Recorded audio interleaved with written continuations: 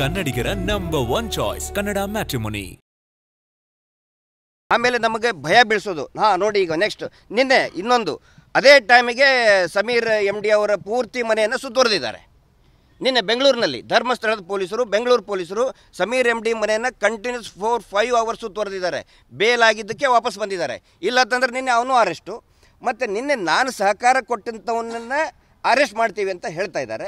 So arrest ಮಾಡಲಿ, ಭಯಪಡಿಸ್ತಾ ಇದ್ದಾರೆ. ನಾವು ಸೌಜನ್ಯ ಹೋರಾಟಗಾರರು ಭಯವನ್ನೇ ಪ್ರಶ್ನಿಸ್ತೇವೆ. ನಾವು ಈಗ ನಿಮ್ಮ ಮೇಲೆ ಈಗ ಅವರು ನಾನ್ ಬೇಲೇಬಲ್ ಸೆಕ್ಷನ್ಸ್ಗಳನ್ನು ಹಾಕಿದ್ರೆ ಆಗೋ ಸಂದರ್ಭ ಬರುತ್ತೆ. ಆಯ್ತು ಸರ್. ಅದಕ್ಕೆ ಸರ್ ಈಗ ನನಗೆ ಗೊತ್ತಾಗಬೇಕಲ್ಲ.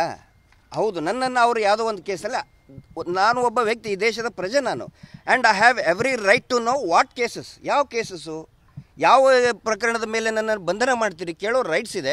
ಹೀಗಾಗಿ ಪೊಲೀಸರಿಂದ ನಾವೇನು ಓಡಿ ಹೊಂಟಿಲ್ಲ, ನಾವು ಪೊಲೀಸರ ಜೊತೆಗೇ ಇರ್ತೀವಿ. ಪೊಲೀಸರಿಗೆ ಸಹಕಾರ ಕೊಡಬೇಕು ಅಂತಲೇ ಬಂದಿದ್ದೀನಿ. ಬಂಧನ ಮಾಡೋದ್ರೆ ಮಾಡಲಿ ಸರ್. ಖಂಡಿತ ಇದೆ. ಕನ್ನಡ ಮ್ಯಾಟ್ರಿಮೋನಿಯಲ್ಲಿ ಹೇರಾಳವಾದ ಚಾಯ್ಸ್ ಇದೆ. ಲಕ್ಷಾಂತರ ಜನರಿಗೆ ನಮ್ಮ ಕನ್ನಡ ಮ್ಯಾಟ್ರಿಮೋನಿ ಮೂಲಕ ಮದುವೆ ಆಗಿದೆ. ಇದಕ್ಕಿಂತ ಬೇರೇನ್ ಬೇಕು? ಕನ್ನಡಿಗರ ನಂಬರ್ 1 ಚಾಯ್ಸ್ ಕನ್ನಡ ಮ್ಯಾಟ್ರಿಮೋನಿ. ಖಂಡಿತ ಇದೆ. ಇಲ್ಲ, ಖಂಡಿತ ಇದೆ. ಖಚಿತ ಮಾಹಿತಿ ಇದ್ದಿದ್ದಕ್ಕೇ ನಾನು ಇಲ್ಲಿ ಆ ಒಂದು ಇದರ ಮೇಲೆ ತಮ್ಮ ಮುಂದೆ ನಾನು ಮಾತಾಡ್ತಾ ಇದ್ದೇನೆ. ಯಾವುದೋ ಊಹಾಪೋಹ ಅಲ್ಲ. ಅದಕ್ಕೆ ನಾವು ಬೆಳಗ್ಗೆನೂ ಕೂಡ ಸಂಬಂಧಪಟ್ಟಂಥ ಅಧಿಕಾರಿಗಳು ಹೇಳಿದ್ವಿ, ಏನು ಕೇಸಸ್, ಹೌದು ಕೇಸ್ ಆಗಿದೆ ಅಂತ ಹೇಳಿದ್ದಾರೆ.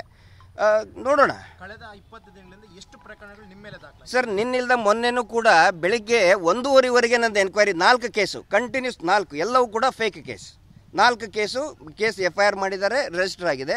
ಅದಕ್ಕಿಂತ ಮುಂಚೆ ಧರ್ಮಸ್ಥಳದಲ್ಲಿನೂ ಕೂಡ 2 ನೋಟಿಸ್ ಇದೆ. ಒಂದು ನೋಟಿಸ್ಗೆ ನಾನು ಉತ್ತರ ಕೊಟ್ಟಿದ್ದೀನಿ ಧರ್ಮಸ್ಥಳದಲ್ಲಿ. ಆನಂತರ ಮಾನಹಾನಿ ಪ್ರಕರಣ ಅಂತೂ may be it has crossed 10. Every 2 ಡೇಸ್ಗೆ ಒಂದೊಂದು ನೋಟಿಸ್ ಬರ್ತಾನೆ ಇದೆ. ಆಲ್ಮೋಸ್ಟ್ 20ಕ್ಕಿಂತ ಜಾಸ್ತಿ ಕೇಸ್ ನನ್ನ ಮೇಲಾಗಿದೆ. ಜಯಂತ್ ಕನ್ನಡಿಗರ ನಂಬರ್ 1 ಚಾಯ್ಸ್ ಕನ್ನಡ ಮ್ಯಾಟ್ರಿಮೋನಿ.